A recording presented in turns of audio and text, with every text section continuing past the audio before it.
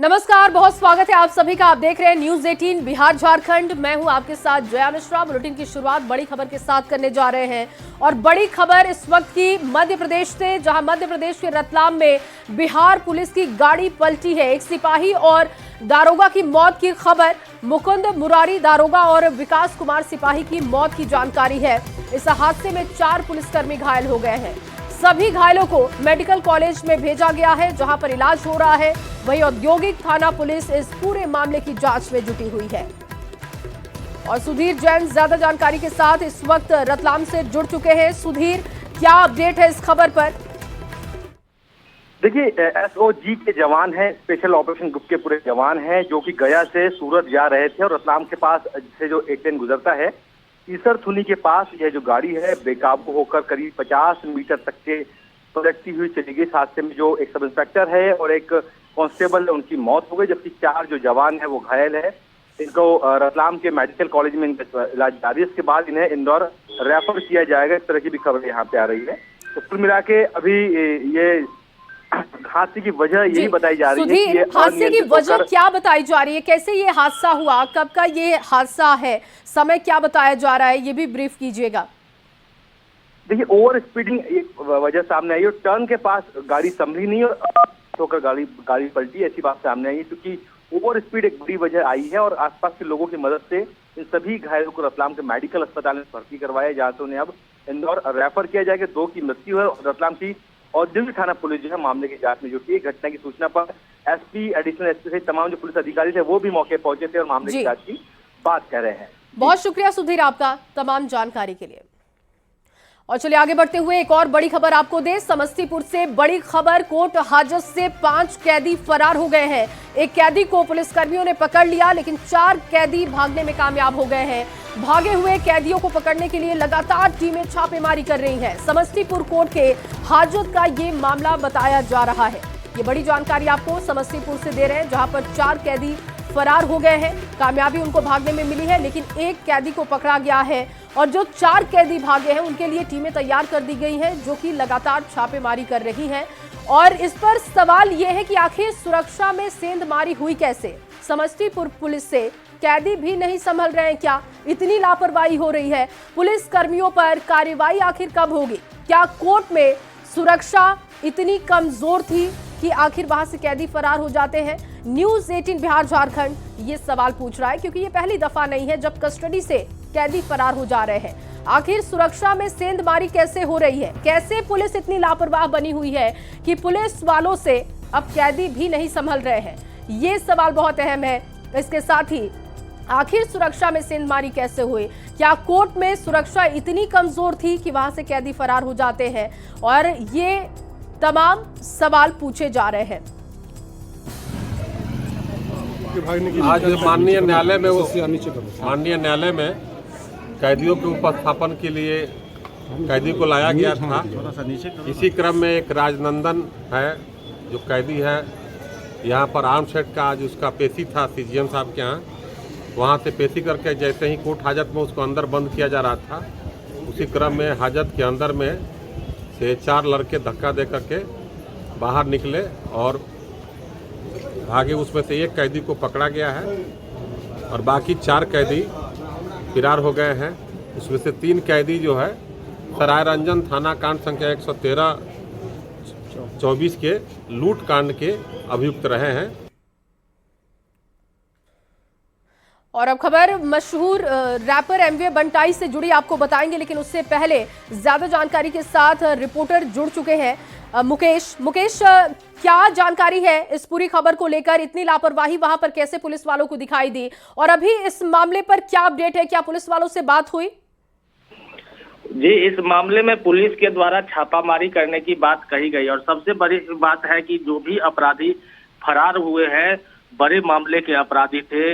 वो सोना लूट के मामले में अपराधी थे। इसमें एक अरविंद सनी, वो काफी कुख्यात उस राजनंदन क्षेत्र का अपराधी है और कई लूट के मामले इसके ऊपर है। और हाल में ही इसे पुलिस ने गिरफ्तार कर जेल भेजा था, जिसके बाद मनीष कुमार उर्फ मुंशी है, जो सरैया मुजफ्फरपुर के रहने वाले हैं, मंजीत कुमार है जो मुजफ्फरपुर के रहने वाले हैं, नागेंद्र महतो है जो दौलतपुर वैशाली के रहने वाले। तो इनकी गिरफ्तारी के लिए पुलिस का कहना है कि छापामारी शुरू कर दी गई है, लेकिन सवाल उठता है कि आखिर इतनी बड़ी लापरवाही कैसे हो गई। कोर्ट हाजत में पर्याप्त सुरक्षा। जी मुकेश, क्या आपकी कोई बात हो पाई पुलिस अधिकारियों से कि ऐसे कैसे इतनी बड़ी लापरवाही हो गई, कैसे सुरक्षा में सेंधमारी हो गई कि 4 कैदी फरार हो गए?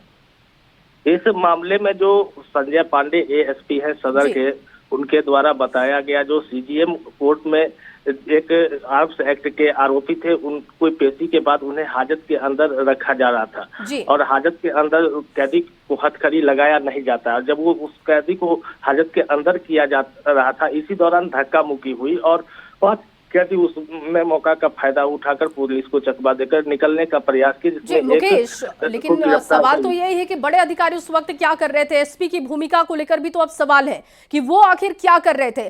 क्या इस पूरे मामले में कोई जानकारी मिल रही है कि इसकी प्लानिंग, चारों कैदियों को भगाने के लिए कोई पहले से प्लानिंग की गई थी? कोई ऐसा कनेक्शन आ रहा है क्या?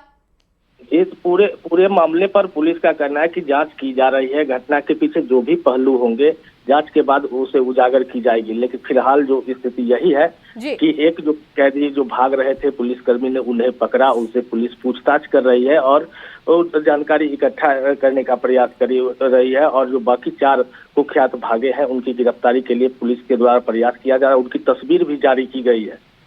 बहुत शुक्रिया मुकेश तमाम जानकारी के लिए। तो देखिए, समस्तीपुर में आखिर लापरवाही क्यों हुई, इसको लेकर न्यूज़ 18 सवाल पूछ रहा है। पुलिस हाजत से आखिर कैदी कैसे फरार हो जाते हैं, और ये सवाल कि समस्तीपुर पुलिस कैदियों को संभालने में नाकाम क्यों साबित हो रही है, और कैसे 5 कैदियों में से 4 फरार हो जाते हैं, एक को पकड़ा गया है जिससे पूछताछ हो रही है। और चलिए बात करेंगे मशहूर रैपर एमवे बंटाई से जुड़ी खबर की, क्योंकि एमवे बंटाई को जान से मारने की धमकी मिली है। उनसे 1 करोड़ की फिरौती की मांग की गई। धमकी देने वाले ने खुद को गैंगस्टर लॉरेंस बिश्नोई का करीबी सहयोगी गोल्डी बरार बताया है। दावा किया जा रहा है कि गोल्डी बरार ने रोहित गोदारा का भी नाम लिया था, जो बिश्नोई का एक करीबी माना जाता रहा है।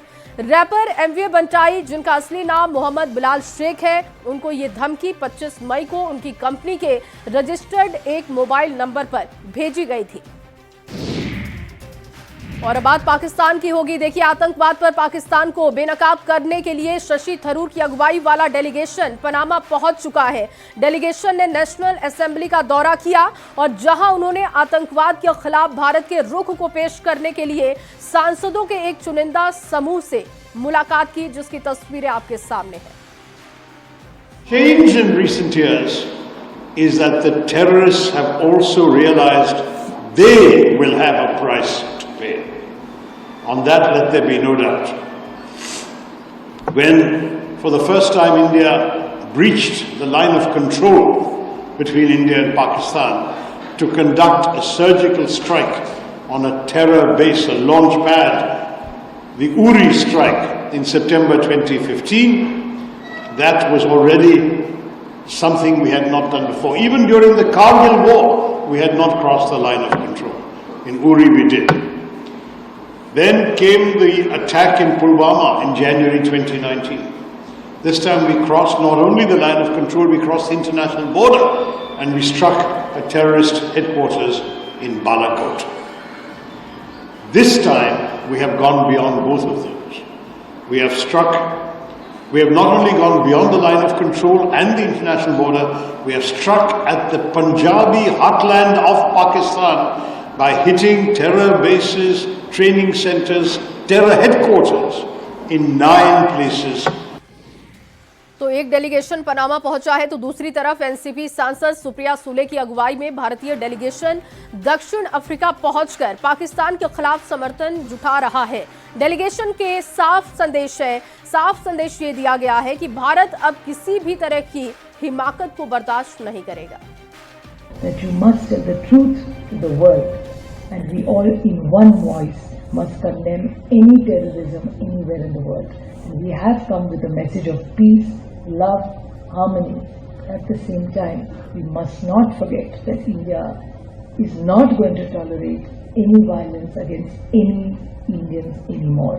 And that's the message that we have come. Our first effort will always be peace. And India is one country which has never initiated a war ever. और वहीं बीजेपी सांसद रविशंकर प्रसाद की अगुवाई वाला डेलीगेशन इटली पहुंच चुका है और इससे पहले आतंक के खिलाफ इस लड़ाई में भारत को फ्रांस का भरपूर समर्थन मिला। रविशंकर प्रसाद की अगुवाई में फ्रांस पहुंचे डेलीगेशन ने भारत की जीरो टॉलरेंस पॉलिसी को दोहराया है। Grateful, the Honorable Vice Chair of the Defence Foreign Affairs Committee, along with all her colleagues in the Senate, in this majestic building, has only one word to say. We are together with India in the fight against terrorism. And Pakistan has also suffered, and they totally agreed that France and India, nay, the whole democratic world, need to speak in one voice in the fight against terrorism emanating from Pakistan, supported by the state of Pakistan. और अब बात BSF के नए video की होगी। BSF ने नया video जारी किया है जिसमें वो आतंकी लॉन्च पैड को उड़ाते नजर आ रहे हैं। बीएसएफ के नए वीडियो में नजर आ रहा है कि बीएसएफ ने किस तरीके से पल भर में आतंकी अड्डों को तबाह कर दिया था। पाकिस्तान के ये लॉन्च पैड पीओके में स्थित है और बीएसएफ के अधिकारियों ने आज प्रेस कॉन्फ्रेंस की। बीएसएफ आईजी जम्मू शशांक आनंद ने बताया कि बीएसएफ की 2 पोस्ट शहीदों के नाम पर होगी। बीएसएफ ने 1 पोस्ट का नाम सिंदूर रखने का प्रस्ताव भी दिया है। साथ ही कहा कि आतंकी लॉन्च पैड पर लौट रहे हैं और हमें सतर्क होना होगा। तो बीएसएफ का ये नया वीडियो आप देख रहे हैं। बीएसएफ की तरफ से देखिए ये जारी किया गया है वीडियो जिसमें आतंकी लॉन्च पैड्स को तबाह किया गया है। इसके साथ ही बीएसएफ की 2 पोस्ट शहीदों के नाम पर होगी। 1 पोस्ट के लिए नाम प्रस्ताव दिया गया है। नाम का प्रस्ताव ये दिया गया है कि इस पोस्ट का नाम सिंदूर रखना चाहिए। हालांकि कैसे आतंकी अड्डों को तबाह किया गया उसको लेकर यह वीडियो जारी किया गया है। और चलिए आगे बढ़ते हुए ऑपरेशन सिंदूर की सफलता की बात होगी। ऑपरेशन सिंदूर की सफलता को केंद्र सरकार घर घर तक पहुंचाने की अब तैयारी कर रही है और इसके तहत महिलाओं को उपहार के रूप में सिंदूर दिया जाएगा। 9 जून से इस अभियान की शुरुआत होने जा रही है और इसी दिन नरेंद्र मोदी ने बतौर पीएम तीसरी बार शपथ ली थी, यानी मोदी सरकार 3.0 की शुरुआत हुई थी।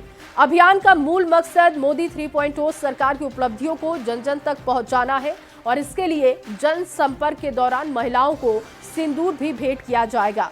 साथ ही ऑपरेशन सिंदूर को हाईलाइट करने वाले पैम्पलेट भी बांटे जाएंगे जिसकी तैयारी जोरों पर दिखाई दे रही है। तो ऑपरेशन सिंदूर की सफलता के बाद से लगातार देखिए बीजेपी अभियान चला रही है। इससे पहले तिरंगा यात्रा अभियान और अब सिंदूर का पैकेट महिलाओं को वितरित किया जाएगा। और चलिए इस वक्त की बड़ी खबर आपको दे दें। पाकिस्तान सीमा से सटे राज्यों में मॉक ड्रिल की जाएगी। ये बड़ी जानकारी मिल रही है। कल 4 राज्यों में मॉक ड्रिल होगी। गुजरात, राजस्थान, पंजाब और जम्मू कश्मीर में मॉक ड्रिल कराई जाएगी। ये जानकारी निकल कर आ रही है। पाकिस्तान सीमा से सटे जो राज्य है जहां पर देखा गया कि स्थिति तनावपूर्ण बनी रही, वहां के लोगों में डर का माहौल बना रहा और अब यहां पर फैसला ये हुआ है कि मॉक ड्रिल कराई जाएगी। स्थिति बिल्कुल सामान्य है लेकिन तैयारी हमेशा रहनी चाहिए और इसी कड़ी में ये खबर बहुत अहम है। कल शाम 4 बजे आपको बता दें, कल शाम को 4 राज्यों में मॉक ड्रिल कराई जाएगी। गुजरात है इसमें, राजस्थान है, पंजाब और जम्मू कश्मीर में मॉक ड्रिल कराई जाएगी। आपको याद हो कि जब पाकिस्तान की तरफ से ड्रोन दागे जा रहे थे उस वक्त इन्हीं जगहों पर सबसे ज्यादा स्थिति तनावपूर्ण रही, लेकिन अब यह फैसला हुआ है कि यहां पर मॉक ड्रिल होगी। कल शाम के लिए समय तय किया गया है। पाक सीमा से सटे राज्यों को निर्देश है कि वो अपनी पूरी तैयारी रखें। गुजरात, राजस्थान, इसके अलावा पंजाब और जम्मू कश्मीर में मॉक ड्रिल कराई जाएगी। तो ये एक तरीके की प्रैक्टिस है, आम प्रैक्टिस है और देखिए आपको इसमें भाग लेना है। गुजरात, राजस्थान, पंजाब और जम्मू कश्मीर के जो लोग हैं वो मॉक ड्रिल में सहयोग करेंगे। और इन राज्यों में कल शाम 4 बजे एक बड़ी मॉक ड्रिल होगी क्योंकि ये पाकिस्तानी सीमा से सटे राज्य हैं जिनमें मॉक ड्रिल करने के निर्देश जारी किए गए हैं शाम 4 बजे, जिसमें गुजरात है, राजस्थान है, पंजाब है और जम्मू कश्मीर। ये वो राज्य हैं जो पाकिस्तान की सीमा से सटे हुए राज्य हैं। उन राज्यों में कल शाम 4 बजे मॉक ड्रिल होगी, क्योंकि अभी भी जिस तरह के हालात हैं और तनावपूर्ण स्थिति बनी हुई है, ऐसे में वहाँ के नागरिकों के लिए, वहाँ के जो रिसोर्सेज हैं उनके लिए मॉक ड्रिल अलर्ट पर रहने के लिए मॉक ड्रिल का आयोजन किया जा रहा है, जिससे कोई भी अगर कोई आपात स्थिति बनती है तो उसमें किस तरह से निपटा जाएगा उस तरह की ट्रेनिंग जरूरी रहनी चाहिए। और हमेशा जो नागरिक हैं या जो भी विभाग हैं वो अलर्ट मोड पर हैं, तो इसको ध्यान में रखते हुए इन सभी राज्यों में कल शाम 4 बजे मॉक ड्रिल की जाएगी। तो कल 4 राज्यों में मॉक ड्रिल होगी शाम 4 बजे, जैसा कि न्यूज 18 के संवाददाता यतेंद्र शर्मा बता रहे थे कि कल शाम 4 बजे मॉक ड्रिल कराई जाएगी। इसके लिए तैयारी पूरी कर ली गई है। पाक सीमा से सटे राज्यों को निर्देश है कि वो वहां के लोगों को मॉक ड्रिल कराएं, क्योंकि देखिए जब तनावपूर्ण स्थिति थी या अभी भी जब सामान्य है तो आपको अलर्ट रहना होगा, क्योंकि दुश्मन पर आप भरोसा नहीं कर सकते और इसीलिए हर वक्त के लिए हमारी तैयारी होनी चाहिए। मॉक ड्रिल करने के निर्देश दिए गए हैं। सभी डिपार्टमेंट जो भी मॉक ड्रिल से संबंधित हैं उन सभी डिपार्टमेंट्स को निर्देश जारी कर दिए गए हैं कि जब भी आपात स्थिति होगी तो उस आपात स्थिति में किस तरह से रहना है, किस तरह से अपना बचाव करना है, दूसरे लोगों को बचाना है, कहाँ पर छिपने की जगह हो सकती है, किस तरह से हो सकती है, वो सभी उस मॉक ड्रिल का पार्ट होगा। तो ऐसे में ये ट्रेनिंग जो मॉक ड्रिल है वो ट्रेनिंग के माध्यम से वो ट्रेनिंग सब लोगों के बीच में बनी रहे, तो उसको लेकर निर्देश जारी किया गया। हालांकि अभी पूरी डिटेल आना बाकी है, जैसे ही पूरी डिटेल आएगी तब पता चल पाएगा कि कौन कौन से डिपार्टमेंट इसमें रहेंगे, क्या राज्य इसी समय करेंगे या वो। और चलिए आगे बढ़ते हुए पीएम के दौरे की बात करेंगे। ऑपरेशन सिंदूर की सफलता के बाद कल पहली बार पीएम मोदी बिहार दौरे पर आ रहे हैं। 2 दिवसीय दौरे पर पीएम मोदी पटना में नए एयरपोर्ट टर्मिनल का उद्घाटन करेंगे, साथ ही उनका रोड शो भी होना है। उनके स्वागत में एयरपोर्ट से लेकर बीजेपी कार्यालय तक पोस्टर ही पोस्टर लगाए गए हैं। और वहीं 30 मई को पीएम मोदी रोहतास के विक्रमगंज में विशाल जनसभा को संबोधित करने वाले हैं, जिसको लेकर व्यापक तैयारी की जा रही है। पूरे शहर को पीएम मोदी के पोस्टर से पाट दिया गया है। पीएम मोदी यहां हजारों करोड़ की योजनाओं की सौगात देंगे। विक्रमगंज में विशाल पंडाल बनकर तैयार हो रहा है। और अब यूपी की खबर की बात करेंगे। यूपी में इन दिनों मधुमक्खियों का कहर देखने को मिल रहा है। मिर्जापुर, हरदोई, इटावा और ललितपुर में मधुमक्खियों ने कई लोगों पर हमला कर दिया। इस हमले में कई अधिकारी भी शामिल हैं और मिर्जापुर में मधुमक्खियों ने अधिकारियों पर हमला कर दिया। 54 सदस्यीय वन दारोगाओं की टीम पर मधुमक्खियों ने हमला किया, जिसमें 16 वन दारोगा घायल हो गए। इनमें से 4 की हालत गंभीर बताई जा रही है। कानपुर नगर से 54 प्रशिक्षु वन दारोगा भ्रमण पर आए थे। सभी घायलों को मडिहान सामुदायिक स्वास्थ्य केंद्र भेजा गया, जहां पर 4 की हालत गंभीर होने पर जिला मंडलीय अस्पताल रेफर भी किया गया।